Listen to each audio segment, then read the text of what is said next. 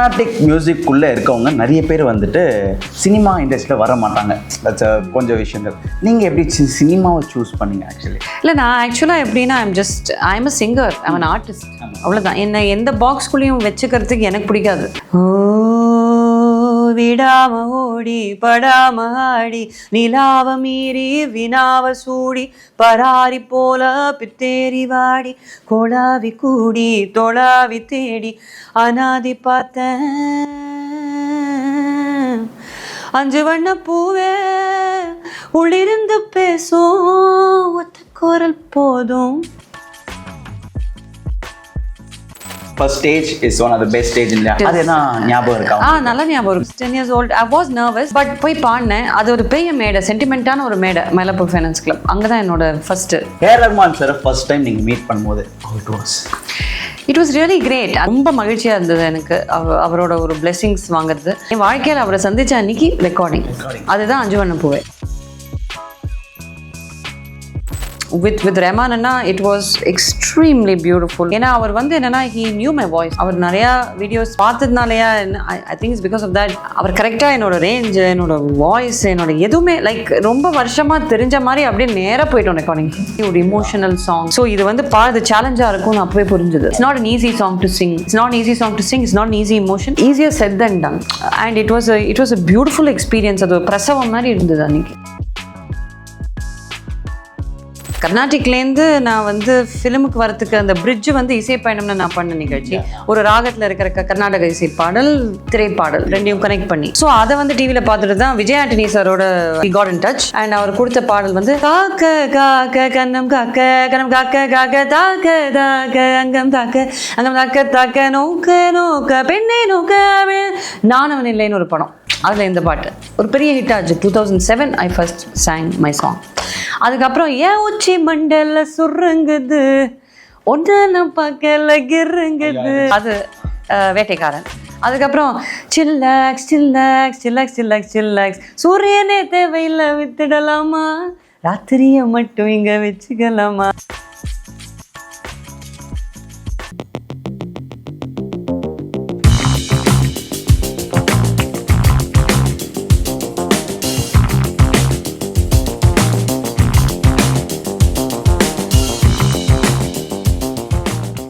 Youth தமிழர்கள் அனைவருக்கும் விஜய் ஜீவின் அன்பார்ந்த வணக்கங்கள். நீண்ட நாள் கழித்து உங்களை சந்திப்பது மிகவும் சந்தோஷமான ஒரு விஷயம். அண்ட் இன்னைக்கு வந்துட்டு காலந்தோறும் வந்துட்டு நம்ம கடந்து போகக்கூடிய இந்த நாட்களில் வந்துட்டு ஒரு வாரம் வந்து பல மூவிஸ் வந்து ரிலீஸ் ஆகிட்டு தான் இருக்குங்க.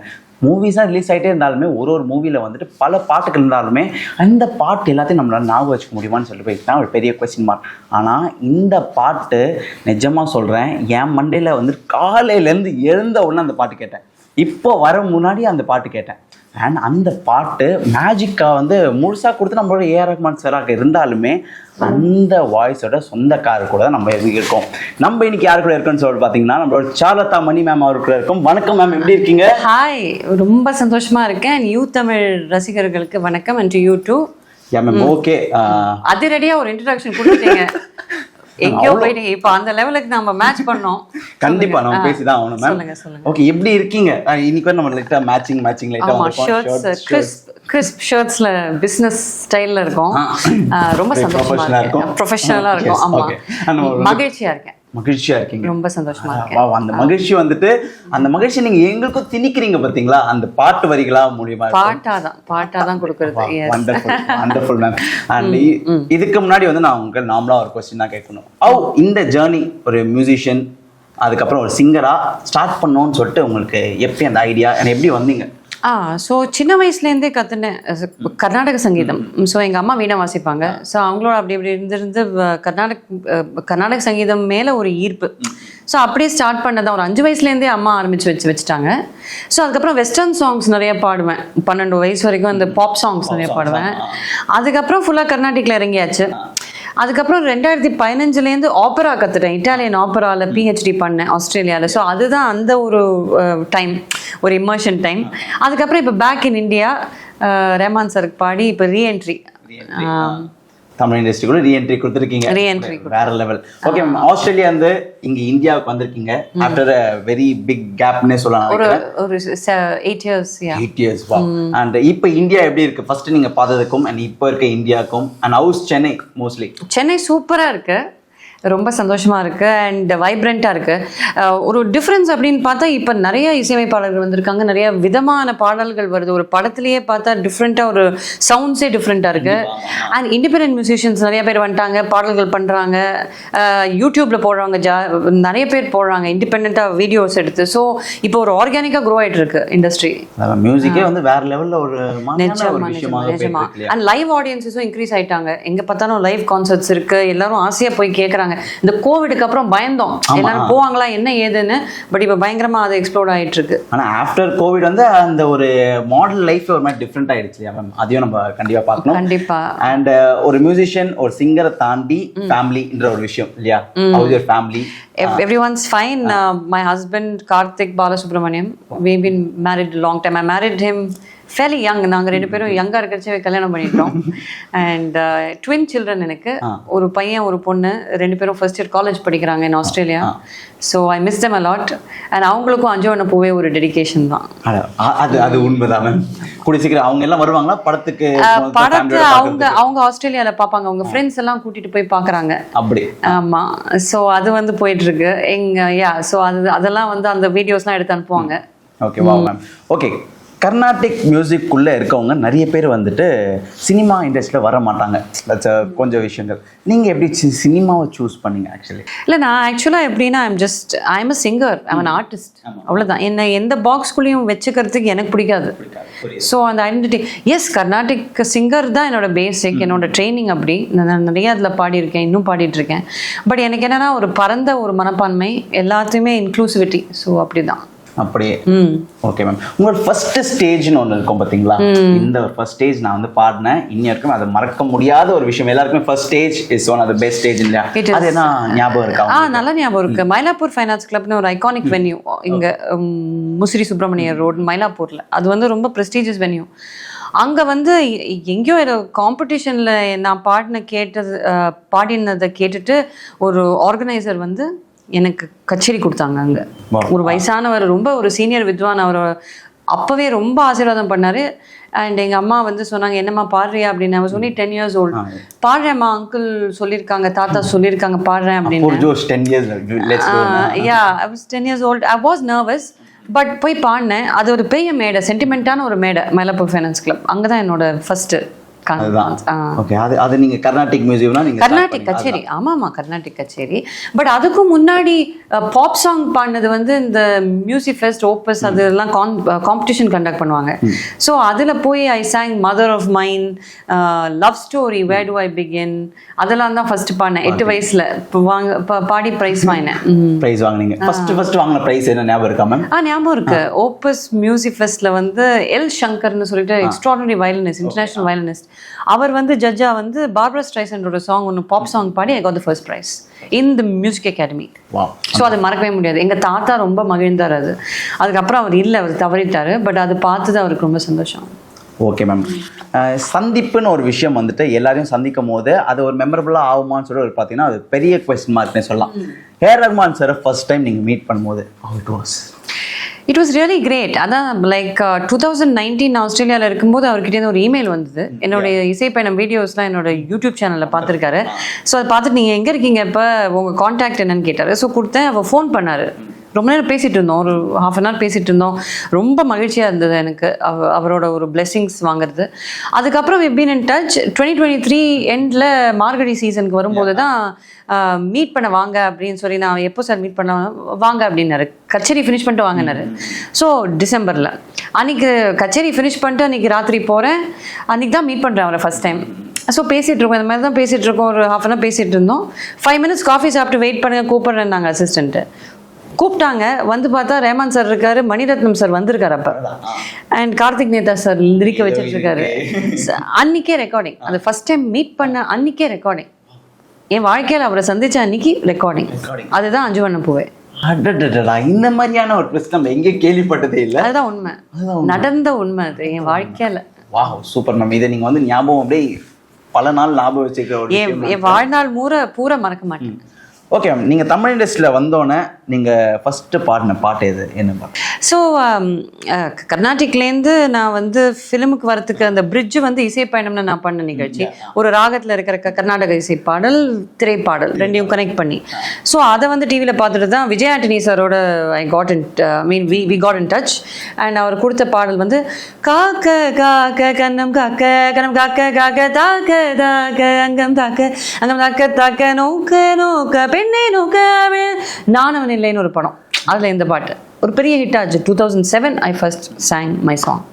அதுக்கப்புறம் ஏன் உச்சி மண்டல சுருங்குது ஒன்ன பார்க்கல கிருங்குது. சின்ன வயசுல அந்த பாட்டெல்லாம் போட்டு ஆமா கேர்ள் ஃப்ரெண்ட் இல்லை பிரச்சனை இல்லை அந்த பாட்டெல்லாம் போட்டு நல்லா ஜாலியாக டான்ஸ் ஆடுவோம். நல்லா ஆமாம். ஸோ அது வேட்டைக்காரன். அதுக்கப்புறம் chillax chillax chillax chillax chillax சூரியனே தேவையில்லை வித்துடலாமா ராத்திரிய மட்டும் இங்க வச்சுக்கலாமா திருப்பாச்சி மீசையில சிக்கிக்கலாமா நீயாச்சு நானாச்சு பார்த்துக்கலாமா. இந்த மேமோட கான்செர்ட் கூடிய சீக்கிரம் வெயிட் பண்ணுங்க சென்னை பீப்பிள். மேம் வந்து கான்செர்ட் இறங்கலாம் மேம், ரெடியா? சென்னை மக்களுக்கு சொன்னீங்கன்னா ஐ எம் ரெடி. பட் அதான் என்னோட இமேஜ் கொஞ்சம் ஸ்லைட்லி டிஃப்ரெண்ட். ஆமாம். ஸோ அதுக்கு ஏற்ற மாதிரி நம்ம கியூரேட் பண்ணணும். அது பண்ணலாம் கண்டிப்பாக. Wow, wonderful. We are waiting actually ma'am. Okay, audio launch அன்னைக்கு மேம் நீங்கள் ஃபர்ஸ்ட் டைம் வந்துட்டு அவ்வளோ பேருக்கு முன்னாடி, அவ்வளோ மக்களுக்கு முன்னாடி அண்ட் பல ஜாம்பவான்கள் முன்னாடி வந்து நீங்கள் வந்து அன்னைக்கு பாடினீங்க. மணி சார் ஆகட்டும், கேஆர் சார் ஆகட்டும், அதுக்கப்புறம் வந்துட்டு சிலம்பரசன் ஆகட்டும், எல்லாரும் முன்னாடி கமலஹாசன் சார் விட்டீங்க. அதுதான் மேம் வரேன். சொல்ல வேண்டாமா? அவர் பேர் நான் சொல்ல முடியல. அதான் பெரிய ஜாம்பவான் நான் வந்து சொல்லிட்டேன். Yes please. அந்த ஒரு மூமெண்ட். தட் வாஸ் ரிவெட்டிங்கான ஒரு மூமெண்ட்டு. என் வாழ்க்கையில் நான் நினச்சே பார்க்காத ஒரு தருணம் அது. ரொம்ப நல்லா இருந்தது, சூப்பராக இருந்தது. அந்த ரெடியாக இருந்தாங்க ஆர்கெஸ்ட்ரா, சின்ன பசங்க இந்த பக்கம், நாலு சின்ன பசங்க, பாய்ஸு கேர்ள்ஸ் எல்லாம் க்யூட்டாக பாப்பாஸ். என்னோட சப்போர்ட்டு அவங்க தான் இங்கே மேடலை. So I oh my favourite yellow colour. எனக்கு ரொம்ப பிடிக்கும் எல்லோ பட்டு புடவை, மங்களகரமாக இருக்கும். அண்ட் ஒரு காப்பர் சல்ஃபேட் ப்ளூ டச்சும் இருந்தது அதில். அதுக்கேற்ற மாதிரி அந்த பேக்ரவுண்டு காப்பர் சல்ஃபேட் ப்ளூவில் போட்டிருந்தாங்க. அது நான் அப்புறம் தான் பார்த்தேன், எனக்கு தெரியல பாடும்போது. பட் அன்றைக்கி நீங்கள் பார்த்தீங்கன்னா இவ்வளோ பேர் இருக்காங்கங்கிறது தெரியும் எனக்கு. அதனால நான் யாரையுமே பார்க்கல, நேராக அங்கே கேலரி பார்த்தேன், வந்தேன், பாடினேன், கிளம்பிட்டேன். பிகாஸ் யாரையும் பார்த்தா நம்ம உதறிடும். ஸோ அது அவங்க ஆசீர்வாதம் இருக்குன்னு நான் இன்னும். But I was just like straight away looked ahead. Yeah. Okay ma'am. அதுக்கப்புறம் வந்துட்டு ஒரு சிலுசிலுப்பான ஒரு விஷயங்கள் இந்த பாட்டை பற்றி பேணுச்சு, சரிங்களா? என்னென்னு பார்த்தீங்கன்னா நிறைய பேர் சொன்னாங்களா இது வந்து நிஜமாவே அவங்க பாடினாங்களான்ற ஒரு பெரிய கொஸ்டின் மார்க் மாரி ஒன்று வந்தது. உங்களோட வாய்ஸ்க்கு இந்த மாதிரி டியூன்லாம் வந்து நிஜமாவே பாடுறாங்களான்ற மாதிரி ஒரு விஷயம். அதுக்கு நீங்களும் வந்துட்டு சோஷியல் மீடியாவில் உங்களோட வீடியோஸ் வந்து போட்டிருந்தீங்க. ஆமா ஆமா ஆமா ஆமா. அதாவது இந்த பாட்டுல ஒரு டெக்னிக் இருக்கு, வோக்கல் டெக்னிக் இருக்கு. ஓகே. அது ஒரு சின்ன வைப்ரேஷன், அது எப்படி அது கொண்டு வந்திருக்கேன் என் குரல்லங்கிறத ஆக்சுவலாக டெமோ பண்ணி காமிச்சேன் அந்த வீடியோவில். காத்தா வாரே, அது பிளைன், ஓகேவா? ஆனால் நீங்கள் பாட்டு கேட்டு பாருங்க, காத்தா வாரே அப்படி ஒன்று ஷேக் இருக்கும். அதுதான் ட்ரெமோலோங்கிறது. எப்படி கேட்டிங்களா அதை லைவா? அதுதான் இட்டாலியன் ஆப்பரா டெக்னிக். அது 10 நாள்ல பாட்டு ரிலீஸ் ஆனது ஓடிட்டே இருக்கு மேம். அதனால வந்து டிஃபரன்ஸ் ஈஸியாக கண்டுபிடிக்க முடியுது. எஸ். ஸோ see that, அதுதான். So you hear that. அந்த ரெக்கார்டிங்கில் நீங்கள் கேட்குறது இதுதான். காத்தா காப்பா கேக்குறீங்களா? கண்ணு கலங்குதா? அது பேரு ட்ரெமோலோ டெக்னிக்னு சொல்லிட்டு 17th century ஏன்ஷியன்ட் இட்டாலியன் ஆப்பரால யூஸ் பண்ணது. அது வந்து நான் அதுதான் பிஹெச்டியில் ஆய்வு பண்ணேன். ஸோ இந்த பாட்டில் ரேமான் சார் கேட்டார் இன்னும் கொஞ்சம் இமோஷ்னலாக என்ன பண்ணலாம் நம்ம அப்படின்னு சொல்லும்போது இதை எடுத்து விட்டேன். ஒரு இடத்துல வந்தது, என்னையும் அறியாமல் வந்தது ஆக்சுவலாக, டெலிபரேட்டில். அப்போ அது கேட்டோன்னே ஐயா திஸ் ஒர்க்ஸ் அப்படின்ட்டாங்க. ஸோ இதுதான் வேணும், இது அப்படி சூஸ் பண்ணது தான், அப்படி வந்தது தான். So through out the song, அந்த சாங்ல அது ஒரு ட்ரெமோலோங்கிற சானிக் ஐடென்டிட்டி, சவுண்ட் ஐடென்டிட்டி வந்துடுச்சு அது. ஓகே. ரெக்கார்டிங் நீங்க அன்னைக்கு சொன்னீங்க அன்னைக்கே நடந்ததுன்ற மாதிரி சொன்னீங்களா? சோ அன்னைக்கு ரெக்கார்டிங்ல நடந்த ஏதாவது ஜாலியான விஷயங்கள் ஏதாவது இருக்கா நமக்கு நாமளா ஷேர் பண்ண முடியும்? இது ரெக்கார்டிங்ல நடந்த ஜாலினா என்ன, இது இமோஷனல் சாங் இது. ஸோ இன்டென்ஸாக இருந்தது. அந்த பிஞ்சு விரல் எங்கே கொஞ்சம் குரல் எங்கே அஞ்சுகமே கண்ணே, அந்த இடத்துல கொஞ்சம் இமோஷனல் ஆயிட்டேன் பாடும்போது. அதை டேக் எடுக்கும்போது. ஸோ ஒரு நிமிஷம் சார், ஒரு 2 seconds கொடுங்க அப்படின்னு சொல்லிட்டு I took break. And mother being mother being mother. Okay ma'am. அதுவும் நீங்க வந்து இன்னொரு விஷயம் சொல்லியிருந்தீங்க, ரெக்கார்டிங் அப்போவே வந்துட்டு மணி சாரும் வேற இருந்தாங்க. ஃபுல்லாக இருந்தாங்க. அவர் எப்படி உங்களுக்கு கைட் பண்ணாரு? So my conduit was Rahman sir. So he would give the input. அவர் பக்கத்தில் மணி சார் இருந்தார். ஸோ அவங்க பேசிப்பாங்க டாக் பேக்கில், அது கேட்காது எனக்கு, ஐ டோன்ட் நோ. பட் மணி சாரை நான் ஒரே ஒரு கேள்வி மட்டும் அவருக்காக கேட்டேன். அவரும் அது தெளிவாக பதில் சொன்னார் என்கிட்ட. அது எந்த கேள்வினும் நான் சொல்ல முடியாது, எந்த பதிலும் நான் இப்போ சொல்ல முடியாது. ஆனால் இந்த பாட்டில் அது அந்த இழையோட எமோஷன், அதில் ஃபீலிங் இருக்குது, அந்த ஒரு கருத்து இருக்குது அதில். Okay ma'am. ட்ரெய்லர் வந்தோடனே கண்டிப்பாக நீங்கள் பார்த்துருப்பீங்க. Of course. that was a surprise. Full surprise. நினைச்சே பார்க்கல. நான் பாட்டுக்கு 5 மணிக்கு ட்ரெய்லர் ரிலீஸ் ஆகுதுன்னு சொல்லிட்டு அழகா காஃபியை ஒரு பக்கம் வச்சுட்டு ரெடியாக அப்படி அமைதியா ஒரு விசிறிங்கிற முறையில் உட்கார்ந்தேன். பார்த்தா வந்தது ஃபர்ஸ்ட், 5 வண்ண பூவே அப்படி திருப்புறாரு சிலம்பரசன் காரை, அப்படி திருப்பி அப்படி நிற்கிறாரு. கமல் சார் அப்படி வராங்க, ரைட்டு ஆரம்பிச்சாச்சு அப்படின்னு சொல்லிட்டு ரொம்ப மகிழ்ச்சியாக இருந்தது. அதில் கீழே கிரெடிட்ஸ்லாம் பார்த்தா பேர்லாம் இருந்தது. It's very happy moment actually. working with other music directors தாண்டி working with him அது எப்படி ஒரு இதுவா நீங்க பாக்குறீங்க? No, it's really extraordinary. I think like with Rahman, with Rahman Anna it was extremely beautiful. ஏன்னா அவர் வந்து என்னன்னா he knew my voice. அவர் நிறையா வீடியோஸ் பார்த்ததுனாலயா, I think it's because of that. அவர் கரெக்டாக என்னோட ரேஞ்சு, என்னோட வாய்ஸ், என்னோட எதுவுமே லைக் ரொம்ப வருஷமாக தெரிஞ்ச மாதிரி அப்படியே நேராக போயிட்டோம் ரெக்கார்டிங். உண்மை இல்லை, இட் வாஸ் வெரி கேஷுவல். இதெல்லாம் கேட்கும் போது இதுன்ற ஒரு விஷயம் நம்மளுக்கு இருக்கும். ஆனால் அதுதான் நடந்தது. உண்மை 100%. Okay ma'am, super. படத்தில் வந்து நிறைய பாடல்கள் இருக்கு தக் லைஃப்ல. நம்ம பாட்டை தாண்டி ஸ்மாஷிங் ஆல்பம். அதுதான் எல்லாம் ஒன்னொன்னுமே நவரத்னங்கள். 9 பாட்டு நவரத்னங்கள் கொடுத்துருக்காரு ஏஆர் ரஹ்மான்.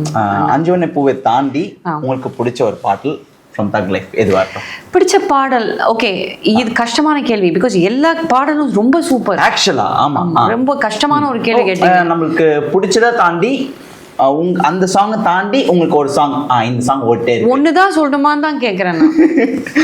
எங்களுக்கு எல்லாரும் ஃப்ரெண்ட்ஸ் பாடிருக்காங்க. லுக், ஓகே, 5 வண்ண பூவைக்கு அப்புறம் வேற என்னெல்லாம் எனக்கு பிடிக்கும்னா, அந்த எனர்ஜிக்கு ஜிங்குச்சா ரொம்ப பிடிச்சிச்சு. சுகர் பேபியில் வந்து ஒரு செடக்டிவ் குவாலிட்டி, டிஃப்ரெண்ட்டாக அந்த பேக்ரவுண்ட்ஸ், அந்த வாய்ஸ் எல்லாமே ரொம்ப பிடிச்சது. நல்லா இருக்கு, ரொம்ப நல்லா பண்ணியிருக்காரு ஏஆர் அண்ணா. And then of course Muthamazhai, very intelligent composition, சூப்பராக. அதில் வேற தி வேர்ஷன், சின்மயி வேர்ஷன் சொல்லி நமக்கு டபுள் ட்ரீட்டு. ஆமாம், அது எங்கேயோ போயிட்டு கலக்கிட்டு இருக்கு. ஓ மாறா ஒரு சைடு பால் டப்பா போட்டு வெளுத்து வாங்கிட்டு இருக்காரு, பிச்சு உதறிட்டாரு. இந்த பக்கம் 5 வண்ண பூவே எல்லாரும் மனசையும் போய் உலுக்கிக்கிட்டு இருக்கு, அது போயிட்டு இருக்கு. அப்புறம் எங்கேயோ ஒரு ரெட்ரோ ஃபீல்ல இருக்கு. அப்புறம் வந்து வேற என்ன எதை சொல்ல எதை விட, I think I told all of them. I think every piece. And முக்கியமாக சொல்ல வேண்டிய பாட்டு என்னன்னா, ஏஆர் அண்ணா பாடியிருக்கிற ரிப்ரைஸ் ஆஃப் 5 வண்ண பூவே. அது வந்து சான்ஸே இல்லை. அது நான் கேட்டு லூப்பில் கேட்டுட்டு இருக்கேன். நான் அது லூப்பு, அது ஒரு சாயங்காலம் ஆச்சுன்னா ரிலாக்ஸ் பண்ணோன்னா அதை லூப்பில் போட்டுடுறேன். என்னமா பாடியிருக்காரு, ரொம்ப ஒரு மனசை. So what's not to love about that album? Extraordinary and important. Karthik Netha சாரோட வரிகள், விண்வெளி நாயகா, அதை விட்டுட்டேன். Shruti has smashed it.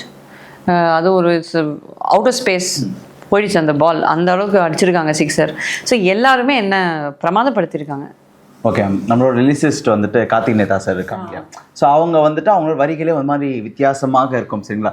அந்த வரிகள் ஃபர்ஸ்ட் டைம் நீங்கள் பார்க்கும்பொழுது நீங்கள் சொன்னீங்க வந்துட்டு ஒரு மாதிரி எங்களுக்கு ஒரு 2 நிமிஷம் தாங்க, நான் போயிட்டு கொஞ்சம் ரிலாக்ஸ் ஆகிட்டு வரேன்ற மாதிரி நீங்கள் கேட்டீங்க. ஆனால் ஃபர்ஸ்ட் டைம் நீங்கள் பார்க்கும்போது அதையும் தாண்டி உங்களுக்கு என்ன ஃபீல் ஆச்சு? ஸோ ஃபர்ஸ்ட் டைம் நான் பார்த்தபோதே, நான் அந்த தாலேலோ லாலே பார்த்தோன்னே ஓகே, அது லலபை ஃபீல் அப்படிங்கிறது புரிஞ்சிருச்சு. முதல்ல அதான் பார்த்தேன், அது ஒன்று போவே தாலேலோ லாலே, ஓகே ரைட்.